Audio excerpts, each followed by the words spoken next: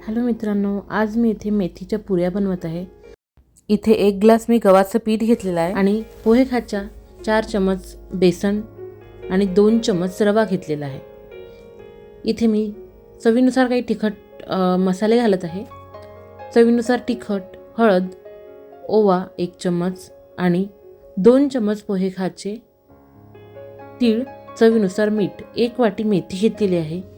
हे छान गच्च भरलेली मेथी आहे। याला छान बारीक कापून घेतली आहे।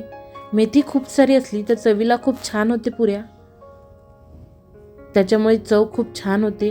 आलं लसूणचा पेस्ट घातलेला आहे आणि थोडं तेल घातलं आहे कुरकुरीत होण्यासाठी। कोथिंबीर ही कापून घेतली मी थोडीशी, ती पण घातली आहे, त्याच्यामुळे छान चव येणार आपल्या मेथीच्या पुऱ्यांना। आणि हे छान मिक्स करून घेत आहे। याला कोरडंच आधी मिक्स केलं, त्यानंतर आवश्यकतेनुसार पाणी घालून याचे मिश्रण मळून घेतलेलं आहे।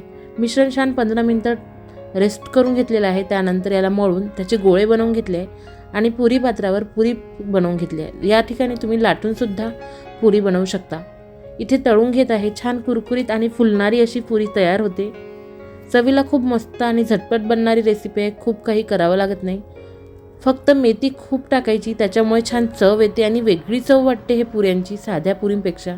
तर आजची रेसिपी तुम्ही नक्की ट्राय करा। कशी वाटली हे नक्की कळवा। आवडलं तर लाईक नक्की करा, शेअर करा आणि सबस्क्राईब करा। Thank you for watching.